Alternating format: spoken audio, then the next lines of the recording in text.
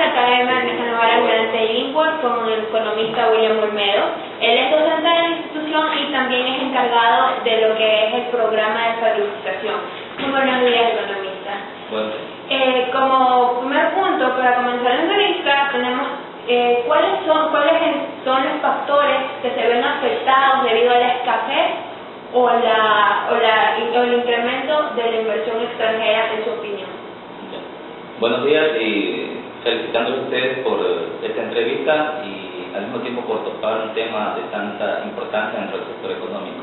Antes de empezar, podríamos nosotros definir algo de lo que es el riesgo país, un concepto de riesgo país.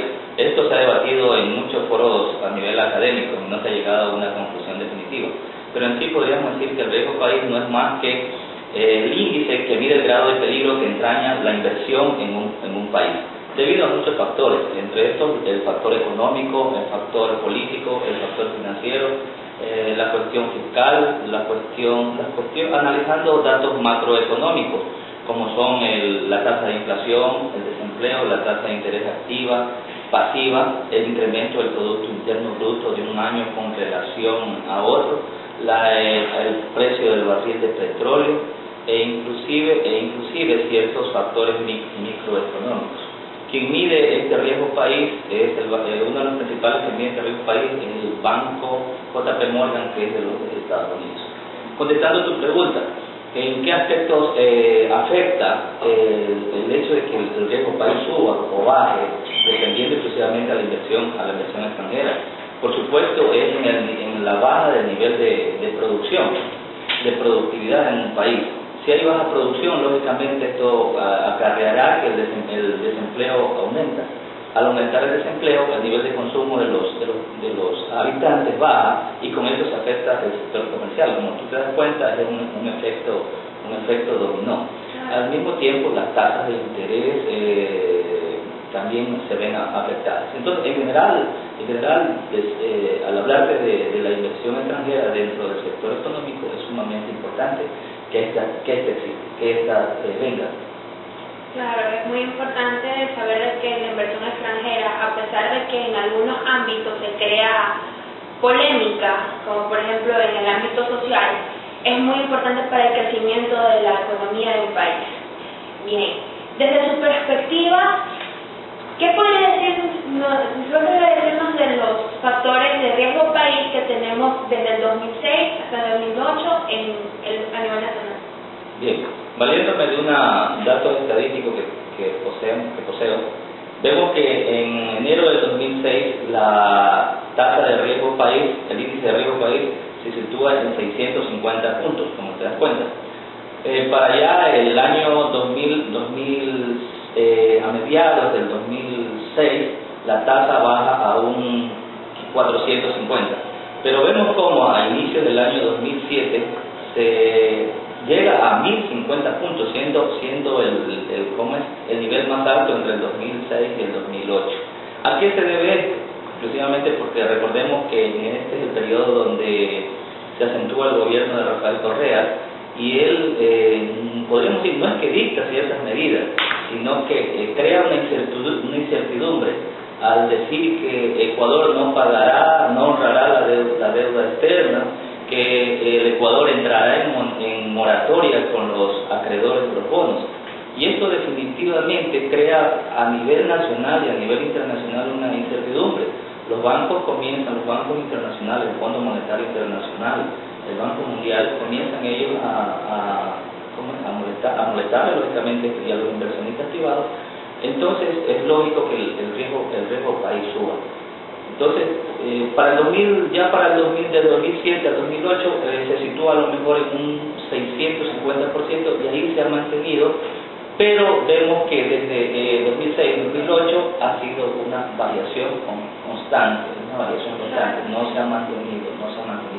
Entonces, eso definitivamente no lleva por buen camino a un país de economía como la nuestra, en vías de desarrollo, que quiere despegar hacia un mejor futuro.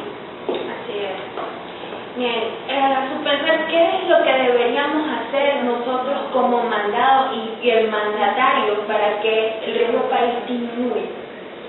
Bueno, como mandatarios exigirle al gobierno que ciertas políticas económicas, como son, por ejemplo, el prohibir las importaciones, el colocar demasiadas trabas a la inversión extranjera, el estar manteniendo ciertos conflictos con el sector financiero, tanto internacional como internacional. Deberíamos demandarle que trate de mejorar esa situación. Al mismo tiempo, como mandantes, exigirle al gobierno que cumpla con la promesa de bajar el desempleo, pero no con las medidas que se han adoptado. Hay medidas de tipo social que están relativamente contribuyendo a lo mejor para que ciertos índices microeconómicos se mejoren, pero recordemos que a nivel financiero internacional son los índices macroeconómicos los que mandan.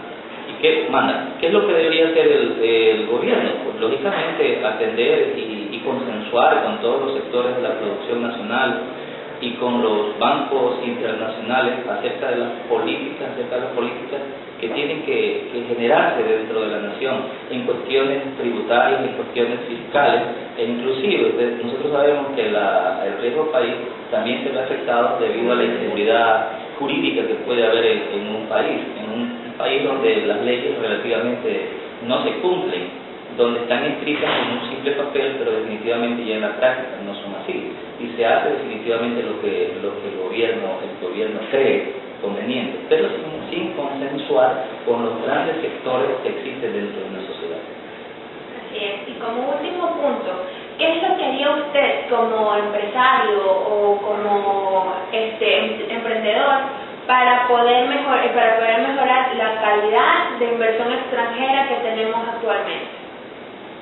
Bueno, nosotros hemos sido catalogados como uno de los países donde hay mejores emprendedores. Pero ¿qué pasa? Tenemos ese espíritu emprendedor, pero no tenemos la capacitación técnica por parte del gobierno, la preparación técnica. Entonces, ¿qué es lo que tendría que hacerse en cuestión del emprendimiento? Que los gobiernos adopten planes o organicen planes para que el emprendedor pueda capacitarse, pueda mejorar su rendimiento como tal. De la misma manera, podríamos decir que el gobierno tiene que tratar de dictar políticas que permitan que las tasas de interés bajen, que los servicios básicos como son energía, como son lo que es la telefonía bajen, porque recordemos nosotros que así la inversión extranjera viene, donde ve definitivamente servicios básicos bajos para poder ellos invertir. De la misma manera también el gobierno tiene que generar una seguridad jurídica, también una seguridad pública. Vemos hoy cómo se tiene que dictar un plan emergente, que las Fuerzas Armadas tengan que salir a patrullar las calles de las principales ciudades debido al alto grado de delincuencia que existe.